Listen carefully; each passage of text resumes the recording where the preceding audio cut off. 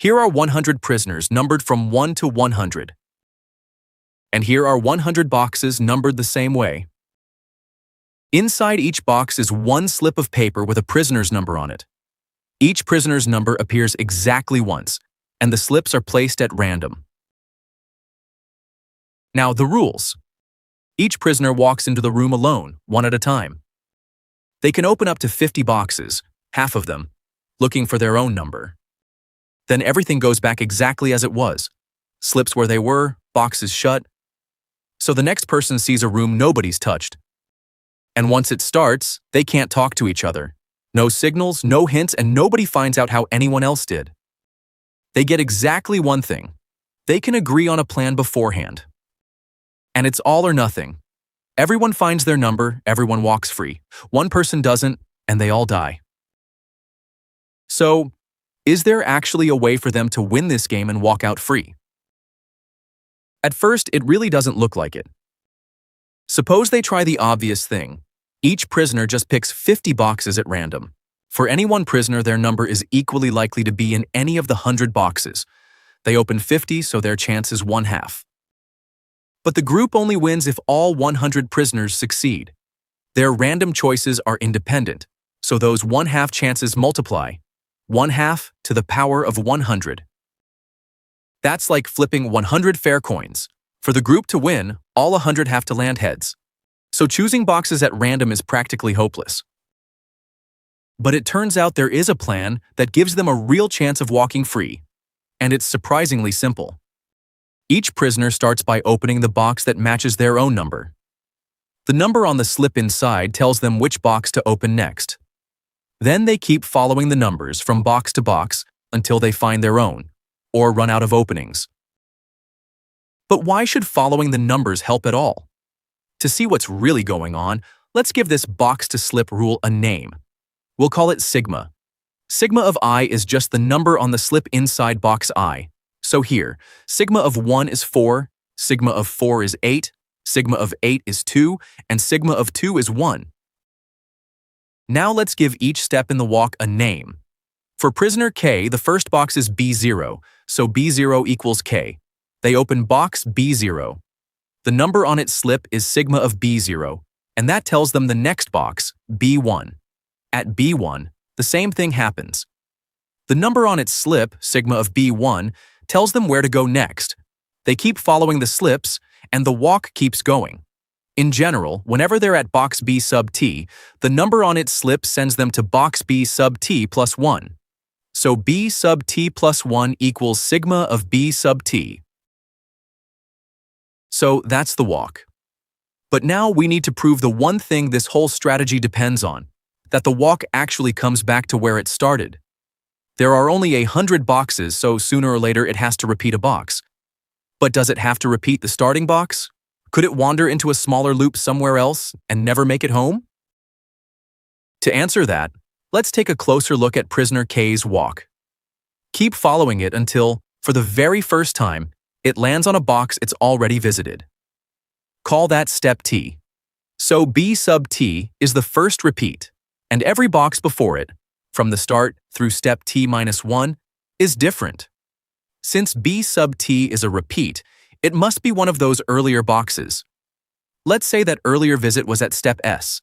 Then B sub T equals B sub S. So all we need to prove is that S equals 0. The walk's first repeat is where it started. Suppose it isn't. Then S is at least 1, so this earlier visit has a box right before it. And the repeat has 1 too. The last box before step T. These two arrows land on the same box. So we get this. But sigma can't send two different boxes to the same place. That would mean two boxes contain the same number, and every number appears only once. So the two boxes we started from would have to be the same. But they can't be. They're both before the first repeat, and all those boxes are different. Contradiction. So S has to be 0. In other words, the first repeat is the starting box. The walk comes home.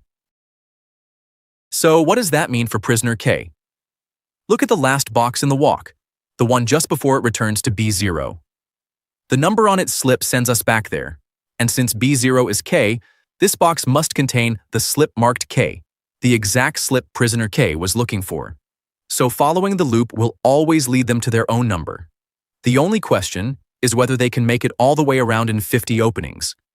If the loop has 50 boxes or fewer, the prisoner reaches their number in time. If it's longer than 50, their number is still waiting at the end, but they have to stop before they get there.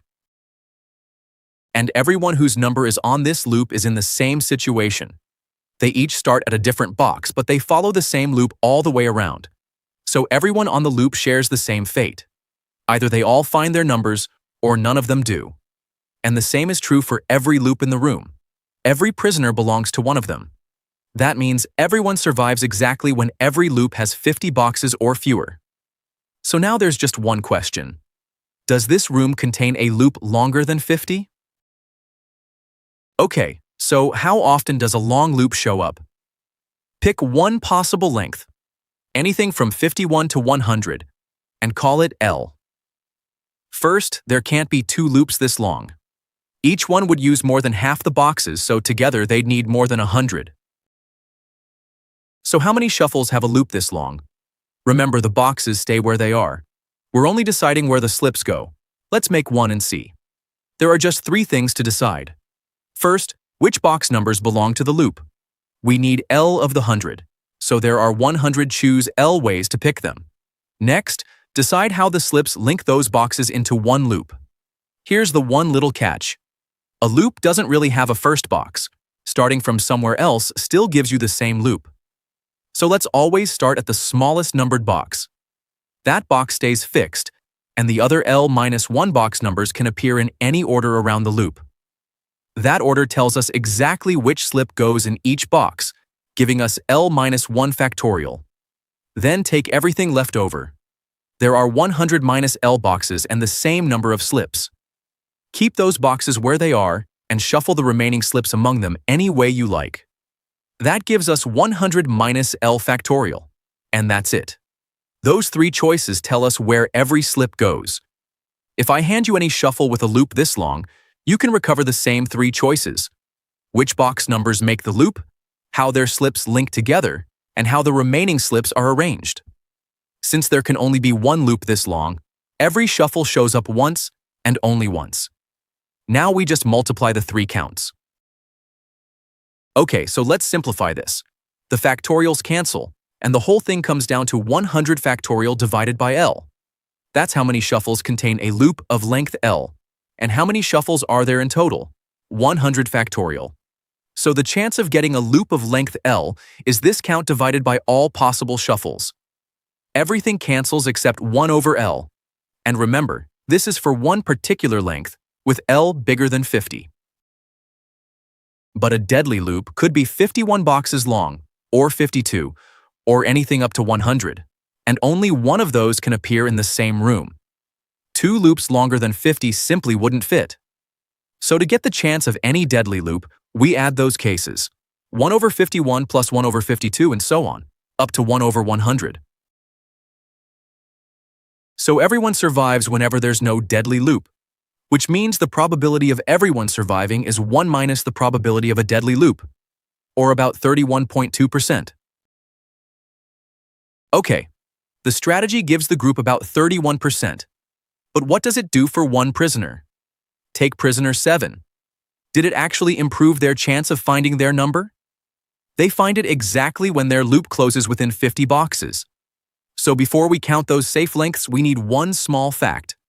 What's the chance of any one exact loop length? Start with the shortest case, a 1-box loop. It closes right away only if box 7 contains slip 7. Only one of the 100 slips does that, so the chance is 1 in 100. Now make it exactly 2 boxes long. Box 7 has to contain some number other than 7, say 42. There are 99 choices that keep the loop going, so that's 99 out of 100. Then box 42 has to contain slip 7. 42 is already used, so 99 slips remain, and only one sends us home.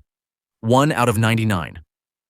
Multiply those, the 99s cancel, and it's still 1 in 100. Add one more box. 7 can still lead to 42. The same 99 out of 100 first step. But now box 42 has to lead somewhere new instead of back to 7, say 18. There are 98 valid choices among the 99 slips left. Then box 18 has to contain slip 7. One choice out of 98. Multiply, cancel, and once again it's 1 in 100. And there's the pattern. Each extra box adds one more fraction, but the new numbers cancel. So any exact loop length, from 1 box to 100, has the same chance, 1 in 100. Now we can work out their chance. Prisoner 7 finds their number whenever their loop is 50 boxes or shorter. That's 50 possible lengths, each with a 1 in 100 chance. Add them up, and you get 1/2. Exactly the same as opening 50 boxes at random. So for one prisoner, following the numbers didn't improve their chance of finding the slip. Then, how did the group's chance jump from practically 0 to 31%? With random opening, each prisoner was making their own 50-50 bet. Those outcomes were separate. One prisoner could succeed while the next one failed, and the group needed all 100 bets to work. Following the numbers changes that. It makes the outcomes move together. Everyone on the same loop succeeds or fails together. If every loop is short, all 100 succeed in the same room. If even one loop is too long, the group loses. So nobody became more likely to find their own number. It's 1/2 either way. The strategy changed how those successes line up. And that's what gives the group about a 31% chance that everyone succeeds together.